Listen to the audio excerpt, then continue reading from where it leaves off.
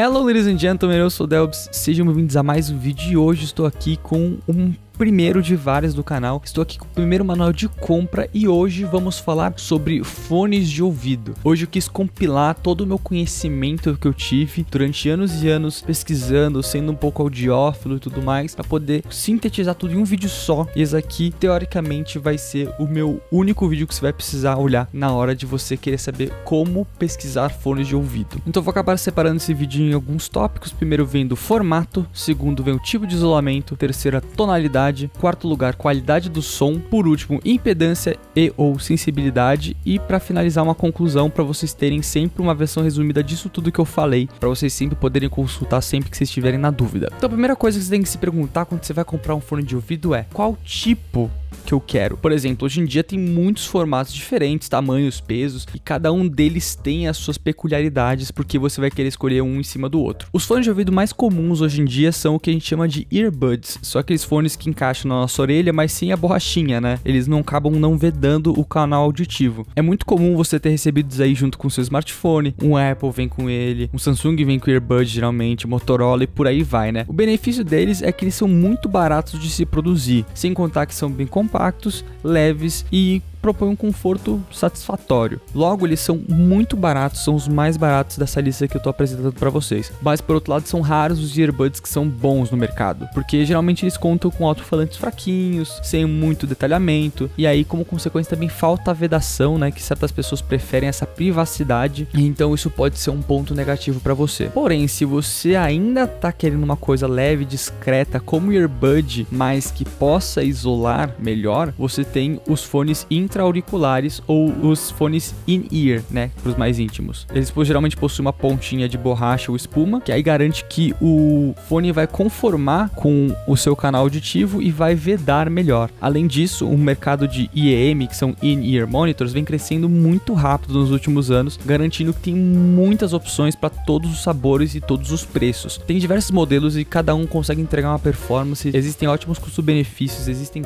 outros que você vai gastar uma fortuna, mas vai ser um som dos deuses, né? Mas obviamente, para você ter som bom, vem a um certo custo que vai ser maior do que os earbuds. Não só isso, mas eu devo avisar, alguns otorrinolaringologistas, né, que são os médicos de toda essa via auditiva, eles costumam desaprovar o uso desse tipo de fones por muito período do tempo, uma vez que já que eles entram dentro do seu ouvido, né, eles têm uma chance de criar um acúmulo de cera de ouvido e não acaba sendo muito saudável. Agora, existe como você atingir um equilíbrio entre o detalhamento e a qualidade do som e ao mesmo tempo a saúde auditiva sem acabar abrindo mão do isolamento sonoro. Nesse caso são os próprios headphones, né, que são os fones que acabam ficando por cima da sua cabeça, e nesses daí existem dois formatos, os on-ear e os over-ear. Os on-ears têm um formato meio bizarro, né? Geralmente quando a gente pensa em headphone, a gente não pensa neles, né? Porque o que acontece? Ele é um headphone, ele garante que os drivers são maiores, né? Os alto-falantes são maiores e tem uma reprodução mais detalhada, não entra dentro do canal auditivo, mas a ergonomia dos on-ears é bem uma questão de gosto. Os fones, ao invés de eles ficarem repousados ao redor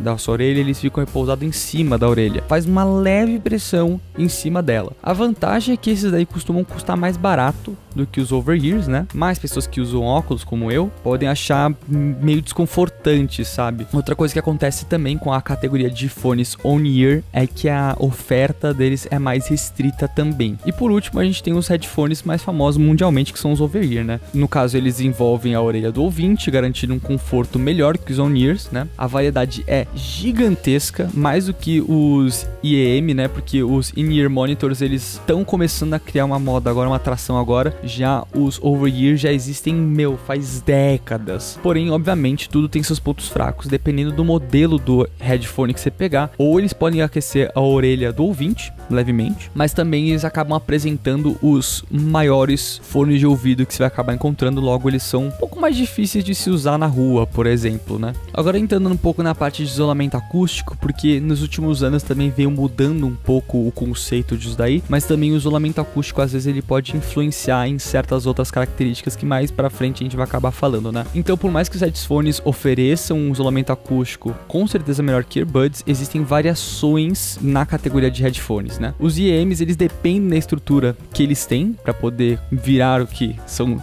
intra-auriculares, né? Então eles não têm tanta variação como os headphones. Para poder explicar essas variações, a gente tem que falar sobre o conceito de isolamento passivo, que é quando um fone de ouvido ele consegue abafar sons externos pelo próprio design dele, sem precisar de qualquer tipo de auxílio eletrônico, e eu vou explicar o que seria um auxílio eletrônico mais pra frente. Mas para poder garantir o isolamento, a vedação passiva, o fone de ouvido precisa ter um compartimento do alto-falante fechado, a parte das costas, entre aspas, do fone de ouvido. Esses são os fones que a gente chama de closed back, ou seja, traseira fechada. Porém, além do isolamento acústico, os fones closed back, eles tendem a ter mais presença de graves. Tem toda uma ciência por trás disso, mas não me cabe explicar. Mas fones closed back, eles realmente têm não só um isolamento melhor, mas os graves eles são mais proeminentes, eles têm um pouco mais de presença. Então, se for uma coisa que você não curte muito, obviamente existem outras alternativas. No caso, existem pessoas como eu, que eu tô disposto, por exemplo, numa configuração de ficar em casa, por exemplo, a abrir mão da minha privacidade, abrir mão do isolamento acústico para poder ter uma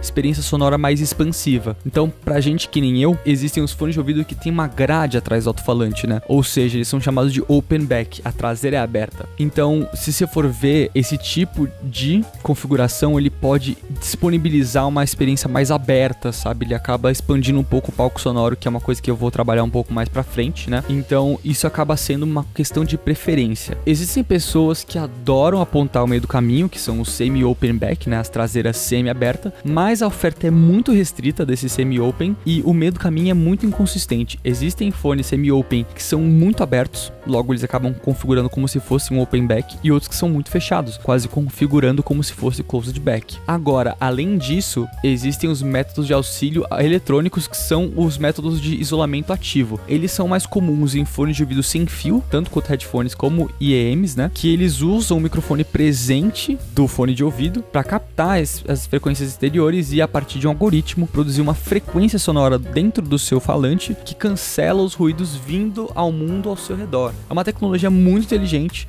mas para alguns ouvintes pode ser irritante. Eu nunca consegui me adaptar muito bem com o isolamento ativo. Agora, tudo isso que eu falei só contempla a parte de formato, mas e quanto à sonoridade da música? No caso, a gente vai falar sobre tonalidade. Ela é a análise de como as diferentes frequências são reproduzidas num fone de ouvido. Cada fone de ouvido tem a sua própria tonalidade, reproduzindo médios, graves e agudos em volumes diferentes. Quando você vai ler várias análises de fone, você pode perceber que os reviewers, eles descrevem a tonalidade de maneiras diferentes. Eu pessoalmente digo que é seguro levar a palavra deles a sério, já que eles estão descrevendo a maneira com que as frequências são entregues pro ouvinte, né? Por exemplo, se alguém descreve que um fone de ouvido é mais escuro ou que tem mais punch, por exemplo, significa que as frequências graves e médio graves se destacam nesse produto, sabe? Quando eu digo destaque, eu digo que ele apresenta maior presença e não necessariamente qualidade. Vale a pena ressaltar isso daí, é bem importante. Então, cabe justamente ao ouvinte ou quem tá comprando saber o que mais gosta de ouvir. Se são os vocais que ficam mais presentes nas frequências médias, se são os sibilantes, né, de pratos ou triângulos dos agudos, ou se são as batidas mais presentes em frequências baixas. Porém, existem outras maneiras de você analisar uma tonalidade de um fone de ouvido. Eu apresento aqui para vocês um gráfico de resposta de frequência. Pode parecer meio estranho, mas eu vou explicar tintim por tintim para vocês o que tá acontecendo daí, né? Para melhor comodidade, eu vou pegar gráficos do site do Crinacle.com, porque tem um acervo muito grande de gráficos para se comparar, assim também como tem uma ferramenta no site também que vocês podem testar e comparar fone de ouvido com outro fone de ouvido. Então, explicando rapidinho aqui para vocês, as linhas azuis e vermelhas em cima representam cada um dos falantes do fone de ouvido, o esquerdo e o direito. No caso, o eixo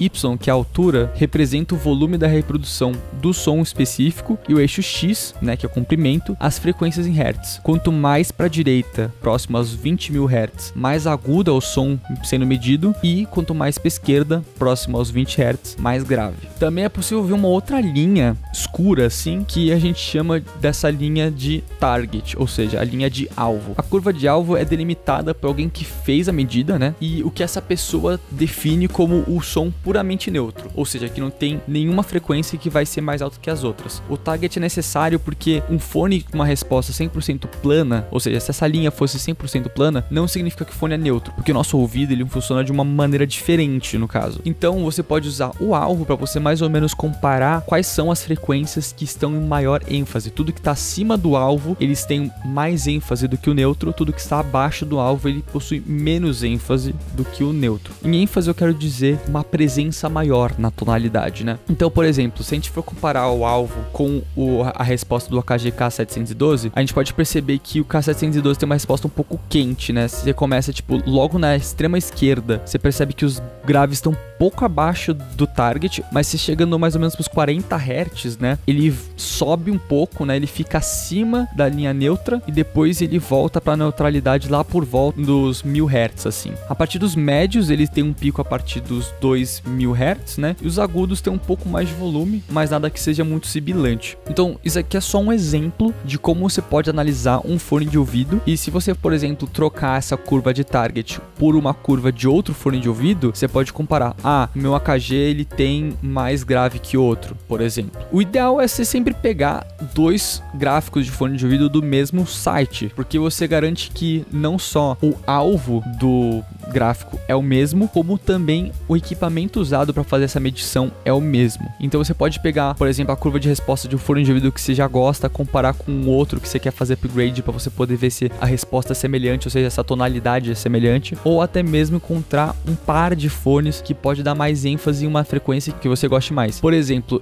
pessoalmente, eu gostaria que os graves do meu AKG K712 fossem mais para neutralidade, sabe? Eu sinto que meu fone é um pouco quente demais pro meu gosto. Eu vou acabar buscando um fone de ouvido que, ao comparar com o gráfico do AKG K712, a linha do fone de ouvido novo vai estar abaixo do K712, dos 20 Hz até, sei lá, 1000 Hz, por exemplo. E agora vamos para a parte de qualidade de som. Mas espera, Delbos, tudo que você falou antes não tem nada a ver com qualidade de som? Não, mas é muito comum a gente confundir tonalidade com qualidade de som. Analisar tonalidade é algo mais objetivo. Todo mundo vai perceber, no K712 ele tem menos presença de grave do que um fone de ouvido fechado, um closed back, por exemplo. Mas a qualidade de som só pode ser experimentada pelo próprio ouvido humano. Essa parte que você vai ter que ler várias análises, porque tipo, os reviewers eles tentam o seu melhor para poder explicar a qualidade do som, que ela pode ser expressa de diversas maneiras. A gente pode falar sobre o detalhamento dos sons, a textura que os sons têm, a nitidez que certas frequências possam ter, e esses podem acabar delimitando se o som é bom ou ruim. Por exemplo, alguns reviewers tendem a dizer que os graves de algum fone estão muddy, ou seja, lamacentos. Isso indica que de alguma maneira os graves estão sendo reproduzidos em um volume mais alto, né? Que isso daí é por conta da tonalidade do fone, mas ao mesmo tempo falta detalhe nesses graves, fazendo com que a qualidade do som fique turva, a qualidade do som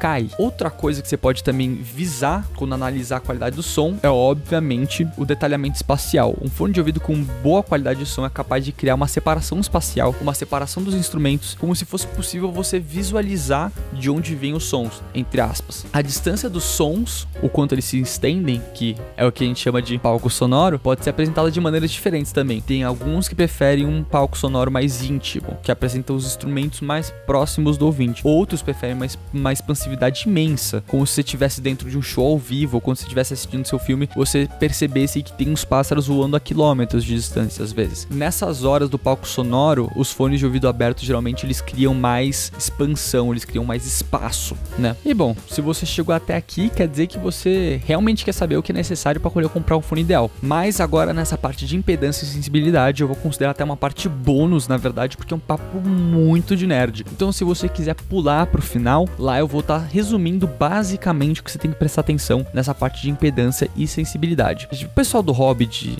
audiófilo já está acostumado com a ideia de impedância, né? Que é a resistência à capacidade elétrica encontrada em um circuito. Já que o sinal do fone de ouvido é um sinal analógico, tanto o fone de ouvido como a fonte do som tem sua própria impedância. Quanto maior a impedância, mais energia, mais potência é necessário para reproduzir um som. Geralmente tem uma regrinha básica, né, que vai ser mais ou menos o que eu vou passar para vocês no final do vídeo. E em caso de um fone de ouvido com impedância maior do que aproximadamente 64 ohms, você vai precisar de um amplificador de fone de ouvido, que é responsável para entregar mais volume em fones de ouvido mais chatinhos de se reproduzir som. Porém, tem um pouquinho mais nessa história. Primeiro, existe outra medida que mostra o quão difícil é reproduzir um som de fone de ouvido além da impedância. O nome é sensibilidade. geralmente é medida em nível de pressão de ar, ou seja, SPL em inglês, por volts ou miliwatts, ou seja, é SPL por volt ou SPL por miliwatts. E a sensibilidade ela apresenta quanta potência a fonte de som tem que ter para reproduzir um som